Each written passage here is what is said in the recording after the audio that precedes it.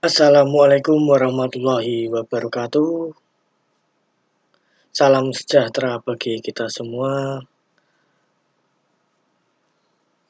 Pada kesempatan hari ini, saya akan mempresentasikan tugas pendidikan agama tentang kebudayaan dan peradaban Islam pada masa Khulafaur Rasyidin Umar bin Khattab. Di sini saya Revansa Bayu Samudra dengan NIM G21190033. Baik, langsung saja kita masuk ke materi. Bab 1, pendahuluan. Ketika Islam diperkenalkan sebagai pola dasar kaum muslim, telah dijanjikan oleh Al-Quran akan menjadi komunitas terbaik di panggung sejarah bagi sesama umat manusia lainnya. Terdapat banyak perspektif dalam membaca banyak fakta sejarah terhadap sejarah peradaban umat Islam. Pemimpin yang sukses adalah pemimpin yang dicintai oleh yang dipimpinnya, sehingga pikirannya selalu didukung, perintahnya selalu diikuti, dan rakyat membela tanpa diminta terlebih dahulu. Figur kepemimpinan yang mendekati penjelasan tersebut adalah Rasulullah beserta para sahabatnya atau Khulafaur Rasyidin. Sini rumusan masalah. 1. Pengertian Khulafaur Rasyidin. 2. Bagaimana peradaban pada masa pemerintahan Abu Bakar As-Siddiq. 3. Bagaimana peradaban masa pemerintahan Umar bin Khattab. 4. Peradaban Islam pada masa pemerintahan Utsman bin Affan. Yang kelima, peradaban Islam pada masa pemerintahan Ali bin Abi Thalib. Yang keenam, bagaimana kontribusi masa Khulafaur Rasyidin dalam peradaban Islam. Dan ini tujuannya. Langsung saja kita memasuki bab kedua pembahasan. Yang pertama, pengertian dari Khulafaur Rasyidin. Al-Khulafaur Rasyidin bermakna pengganti Rasul yang cendekiawan dalam Al-Quran. Manusia secara umum merupakan khalifah Allah di muka bumi untuk merawat dan memperdaya bumi beserta isinya. Begitu pula tugas Khulafaur Rasyidin adalah menggantikan kepemimpinan Rasul dalam mengatur kehidupan kaum muslimin.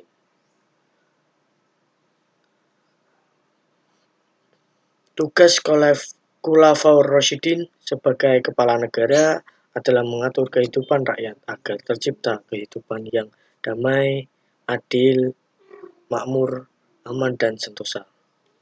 Khulafaur Rasyidin merupakan pemimpin umat Islam dari kalangan sahabat pasca Nabi wafat.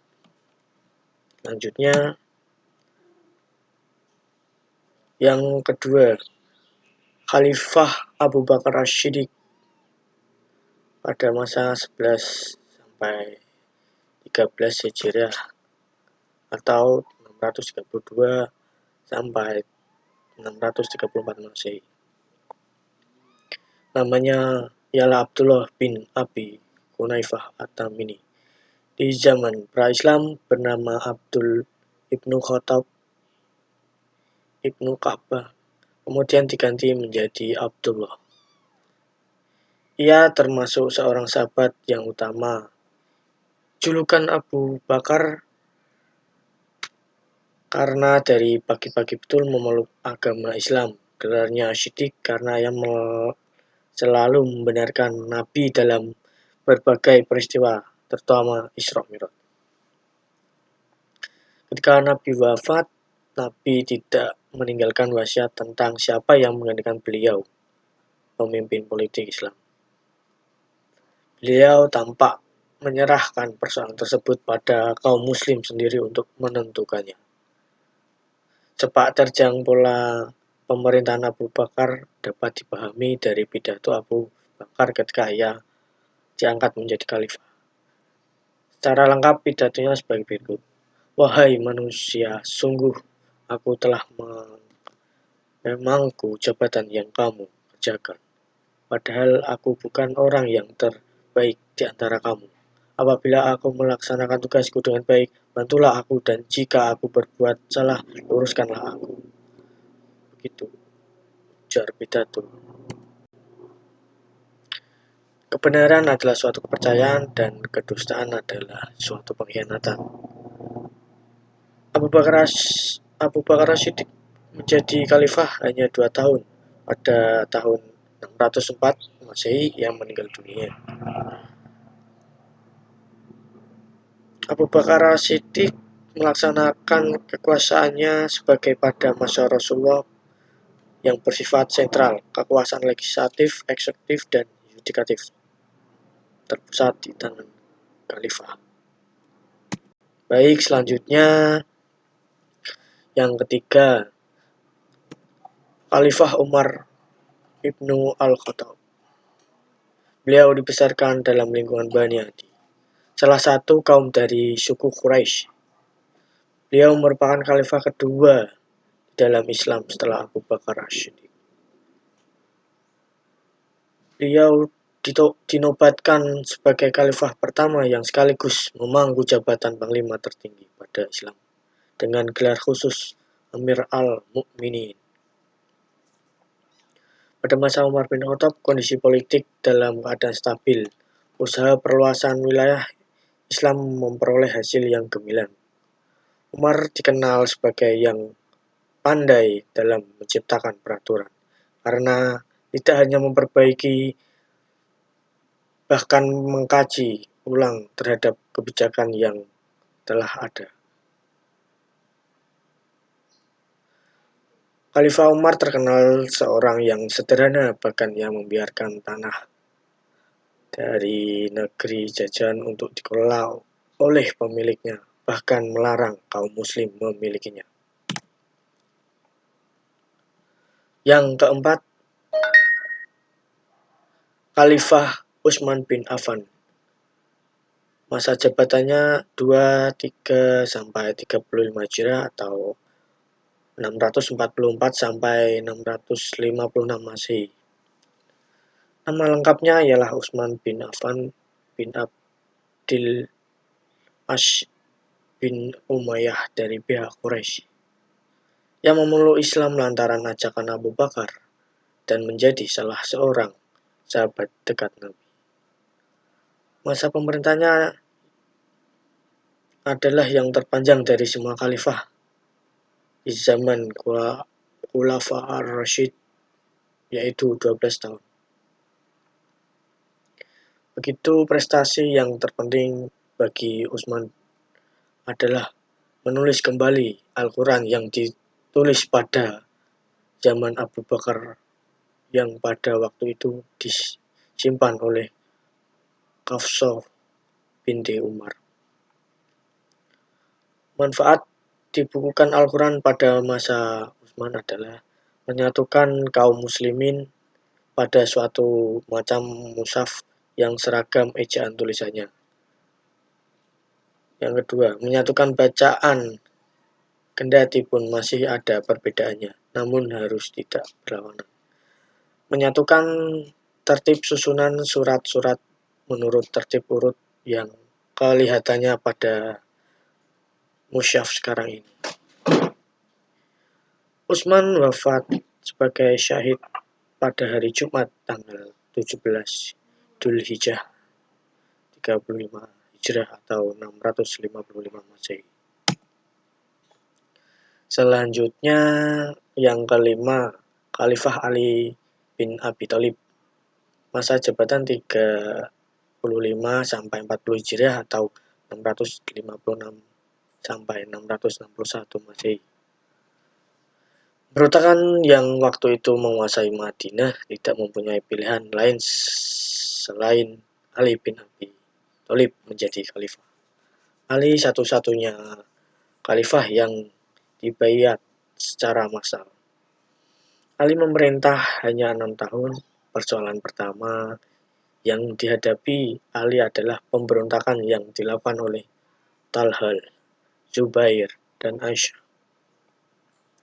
Peristiwa yang terkenal dalam masa Ali adalah terjadinya perang antara kubu Ali dan kubu Muawiyah. Perang tersebut terjadi di daerah bernama Siffin, sehingga perang ini disebut sebagai Perang Siffin. Setelah terjadinya peristiwa tersebut, kelompok Ali pecah menjadi dua bagian dan kelompok yang keluar dari kelompok Ali dinamai sebagai kelompok Khawarij atau yang disebut orang-orang yang keluar. Pada 24 Januari 661 Masehi, Ali sedang dalam perjalanan menuju Masjid Kufah. Ia terkena hantaman pedang beracun di dadanya dan beliau meninggal. Selanjutnya yang keenam, kontribusi masa Khulafaur Rasyidin dalam peradaban Muslim. Islam pada masa Al-Khulafa Ar-Rasyidin mengalami kemajuan yang sangat pesat. Dari segi antropologi, para Khulafa Ar-Rasyidin bisa memasukkan budaya bangsa luar Arab ke bangsa Arab dengan prinsip tidak ada pertentangan dan perbedaan antara mereka. Dilihat dari segi sosiologi bahwa pemimpin pada masa Al-Khulaf Ar-Rasyidin adalah bukan pemimpin yang otoritas, melainkan masyarakat yang menghimbau, bukan kekuasaan untuk memerintah. Selanjutnya ada beberapa faktor yang menyebabkan ekspansi itu demikian cepat, antara lain sebagai berikut. Islam di samping merupakan ajaran yang mengatur hubungan manusia dengan Tuhan, juga agama yang mementingkan soal pembentukan masyarakat. Yang kedua, dalam dada para nabi Shallallahu Alaihi Wasallam tertanam keyakinan yang sangat kuat tentang kewajiban menyurutkan ajaran Islam atau dakwah seluruh penjuru dunia. Tentangan aliran agama di wilayah Bizaitun mengakibatkan hilangnya kemerdekaan beragama bagi rakyat. Yang keempat, Islam datang ke daerah yang dimasukinya dengan sikap simpatik dan toleran, tidak memaksa rakyat untuk mengubah agamanya dan masuk Islam. Yang kelima, bangsa Sami di Syria dan Palestina dan bangsa Hami di Mesir memandang bangsa Arab lebih dekat daripada bangsa Eropa Bizaitun yang memerintah mereka. Mesir, Syria, dan Irak adalah daerah yang kaya. Kekayaan itu membantu pengusaha Islam untuk membiayai ekspansi ke daerah yang lebih lanjut. Di sini saya akan membacakan sedikit ayat dari surat An-Nisa ayat 59.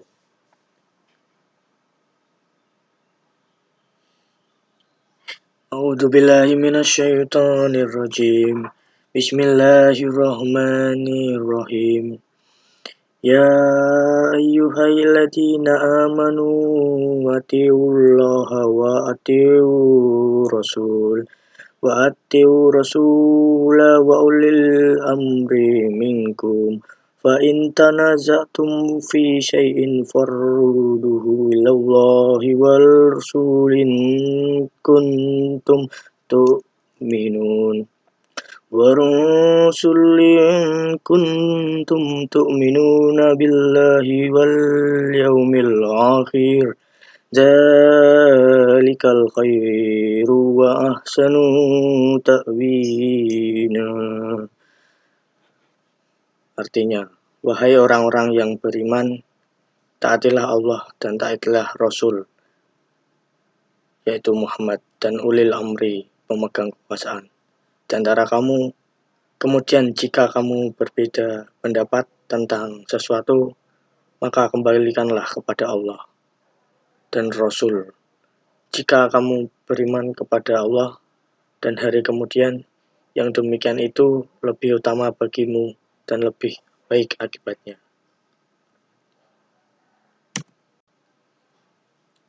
Bab ketiga, penutupan atau kesimpulan. Yaitu kesimpulan yang ke-1, perkembangan peradaban Islam pada masa Khulafaur Rasyidin mengalami kemajuan yang sangat pesat. Hal tersebut ditandai dengan pembangunan berbagai bidang. Yang kedua, umat Islam masih berpegang pada tali agama Allah Subhanahu wa Ta'ala, dalam artian ajaran Islam dijadikan sebagai dasar negara.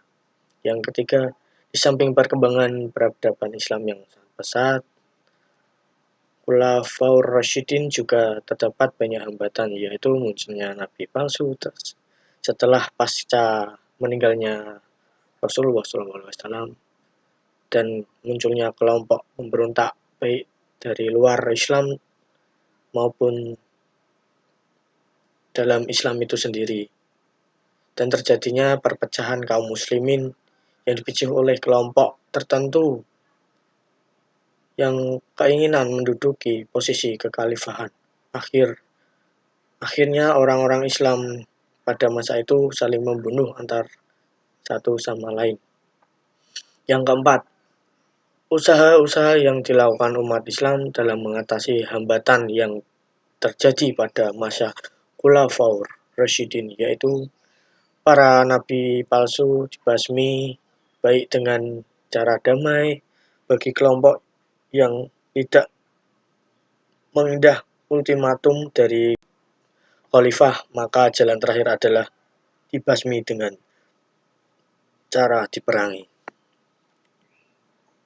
Berikut daftar pustaka. Baik, sekian, terima kasih. Wabillahi taufiq wal hidayah. Wassalamualaikum warahmatullahi wabarakatuh. Apabila ada kekurangan kata atau salah-salah kata, saya mohon maaf sebesar-besarnya.